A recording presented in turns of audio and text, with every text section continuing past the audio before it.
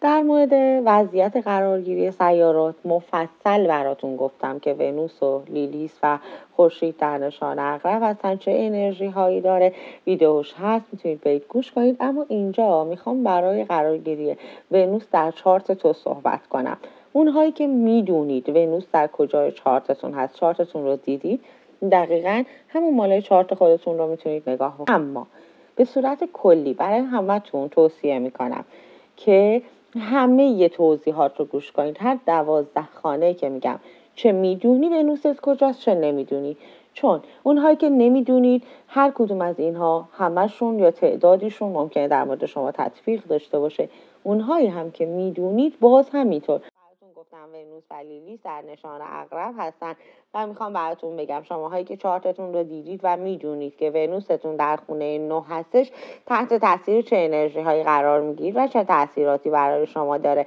اول از همه بدونید که خونه 9 خونه سفر و جابجاییه. سفر و جابجایی هم درونی و هم بیرونی. حالا تویی که ونوس در خونه 9 داری، روابط روتین دیوونت میکنه، عاشق تغییر و تحول هستی، اصلا نیاز داری که همیشه رابطه در تحول باشه، هیجان، دگرگونی، جابجایی. اصلا اگر مدام رابطت که روتین مشخص داشته باشه اذیتت میکنه و انگار که وقتی که رابطه هیجانات و دگرگونی ها رو تجربه میکنه تازه برات معنا پیدا میکنه و رابطه برات یک معنایی برای زندگی کردن میشه. یعنی اگر رابطه عاطفی تو اون نیاز درونی تو رو برآورده کنه، تو عشقت به زندگی اصلا افزایش پیدا میکنه، عشقت به همه چی، کائنات، کشور، مردم، جهان، نسبت به طبیعت، نسبت به همه چی عاشق میشی. این انرژیه که در شما هستش و این قرارگیری سیارات دیدگاه تو رو نسبت به عشق، انرژی های درونی، زندگی مشترک مورد آزمایش قرار میده. چقدر شما به خاطر روابط عاشقانه‌تون از این نیازتون چشم پوشی کردید. نیاز داشتی که رابطه دگرگونی داشته باشه، تغییر و تحول داشته باشه، طرف مقابلت با تو مثلا در محیط‌های مختلف قرار بگیره، انرژی‌های مختلف رو با هم دیگه داشته باشید، حرف بزنید، به هم دیگه دانش بدید، اون مطالعه کنه، تو مطالعه کنی و هم دیگه یاد بدید، با هم سفر برید، خونه جابجا کنید، نمیدونم شهر و کشور جابجا کنید، مهاجرت کنید، ولی هیچ کدوم از این خواسته ها و نیازات برآورده نشده. حالا یا با افراد مختلفی که تو زندگیت بودن یا با یک نفر خاصی که تو زندگیت بوده و تو به خاطر اینکه اون آدم رو دوست داشتی این نیاز واقعی خودت رو چشم پوشی کردی و گفتی نداره بذار حالا یه ریتم ثابتی رو با هم دیگه داشته باشیم و این باعث شده که ونوس شما در خونه 9 آسیب ببینه و یا اگر ونوس آسیب دیده بوده زخمی تر بشه و زندگی مشترک شما تبدیل شده به یک چیزی که برای شما شاید زندگی مشترک، حالا اگر ازدواج کردید، اگر مجرد هستید، رابطه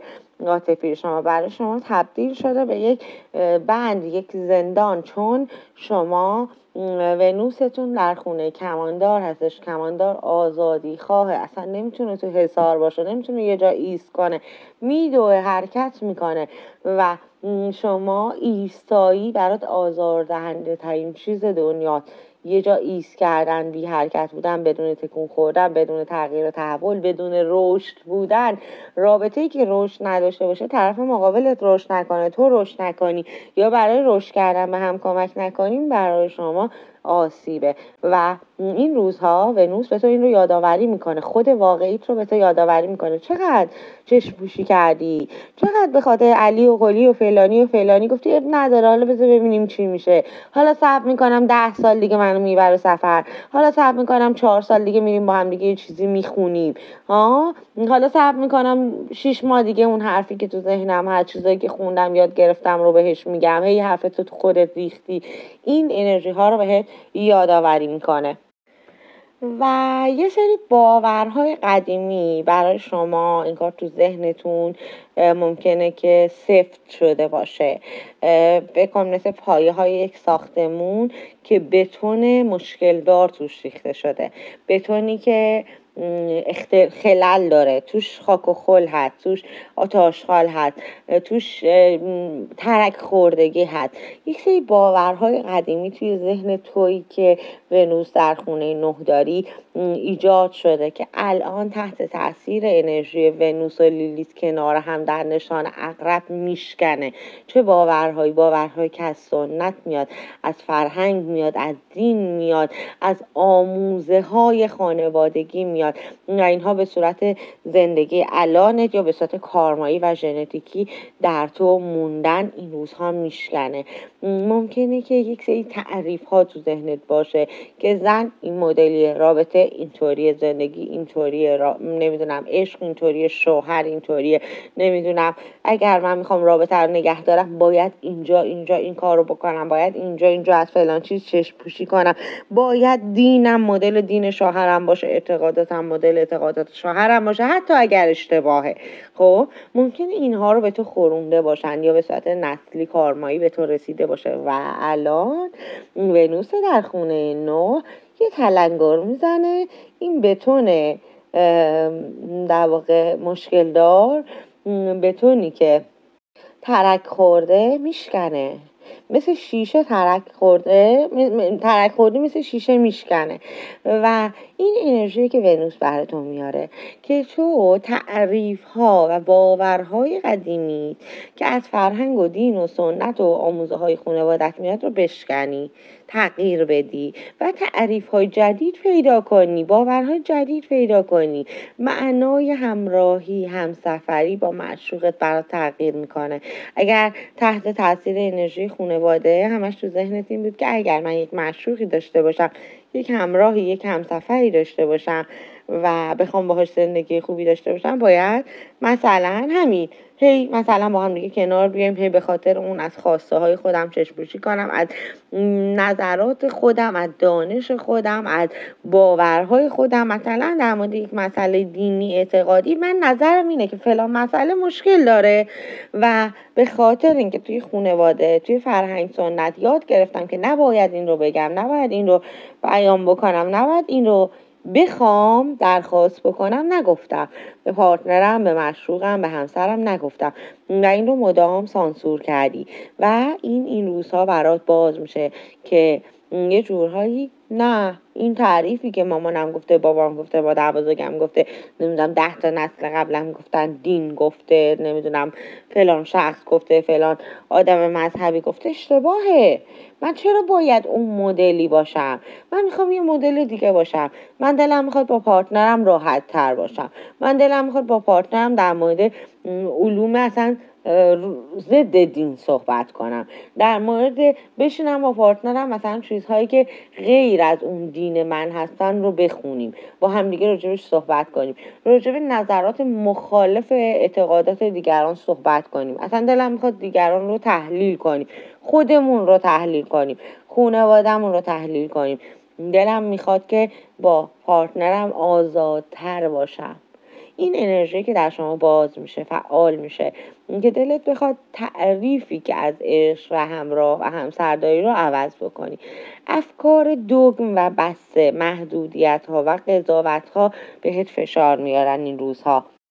اگر خودت این افکار بسته رو داری، خودت رو محدود میکنی، خودت رو قضاوت میکنی، این فشار رو خودت خواهد بود. یعنی ونوست به خودت فشار میاره که بس کن، این رو تغییر بده، افکار بستت رو بازتر کن، محدودیت هات رو بردار، اینقدر خودت و دیگران رو قضاوت نکن. اما اگر خودت این مدلی نیستی و دیگران این کار رو برات میکنن، فشار دیگران رو تو بیشتر میشه. تو یه جایی که بالاخره صدات در بیاد، یه جایی که اعتراض کنی، یه جایی که جرأت پیدا بکنی، آزادی خواهیت رو بیان بکنی. این انرژی که برای شما این روزا هستش و اینم بهتون بگم که اکثرتون انرژی رو دارید که خودتون رو قضاوت و محدود میکنید.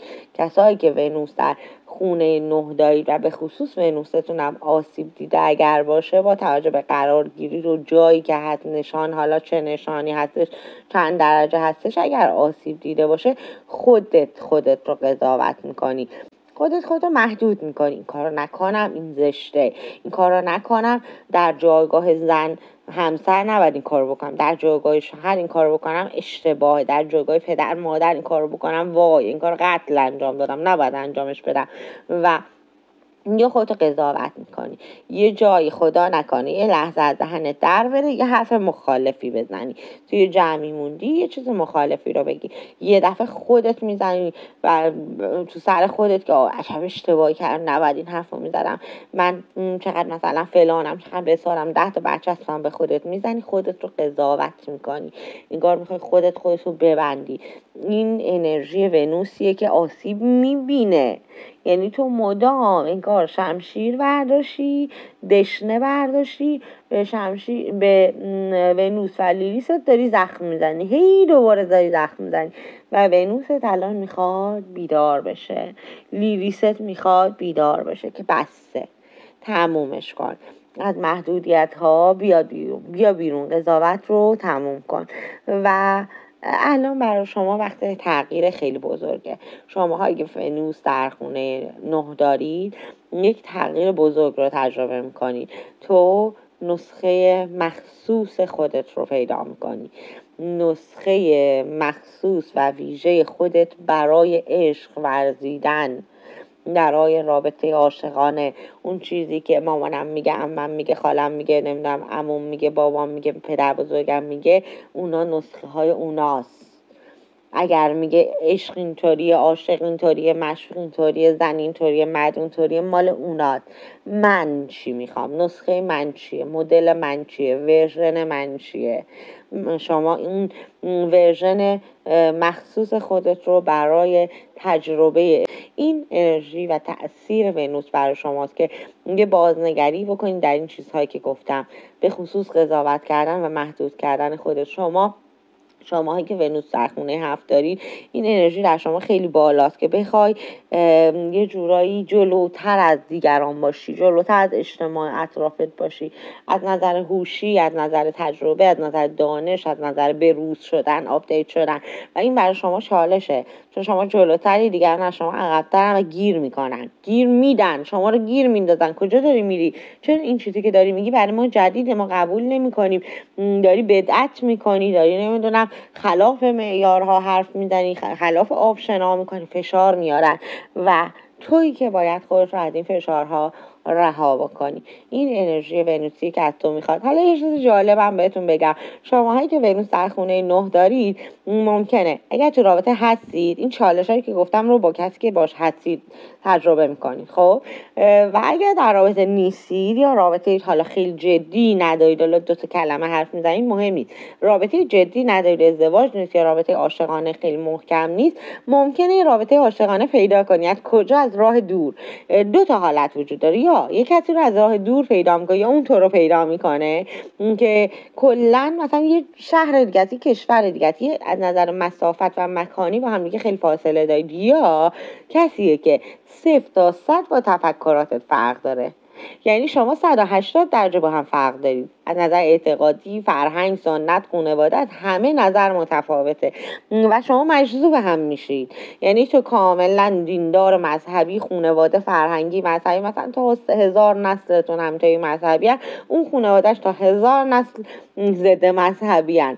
یا مثلا شما خانوادهتون کاملا با حجاب، اونا خانواده‌شون مثلا حجاب براشون معنی نداره، شما خانواده‌تون فلان، اونا خانواده‌شون فلان، اون توی فلان فضا بزرگ شده، تو توی فلان فضا بزرگ شدی، 180 درجه با هم دیگه فرق داشته باشید و مجذوب هم دیگه میشید و از همدیگه خوشتون میاد و به سمت همدیگه جذب میشید. این برای تو اون انرژی کارمایی است، این که انرژی ونوس این آدم رو وارد زندگی تو میکنه که تو یه ورژن دیگر از همه چیز رو ببینی و متوجه بشی که این محدودیت اصلا معنی نداره، که این درسته، از این بالاتر دیگه هیچی نیست، اشتباهه، از من بهتر امکان نداره باشه، اشتباهه، از خانواده من، فرهنگ من بهتر نیست، اشتباهه، همیشه یک ورژن دیگر، یک ورژن بهتر یا شاید هم بدتری وجود داره. ونوس در خونه 9 تو هستش الان در نشان عقرب قرار گرفته، میخواد باز کنه، افکار تو رو گشاده کنه، باز کنه، یکم وسیع تر نگاه کن، گسترده تر نگاه کن به همه چی. این چیزیه که در تو بیدار میشه. تو این توانایی رو داری اما محدود شدی و ونوس میخواد این رو بیدار کنه در تو که ببین وسیع تر نگاه کن.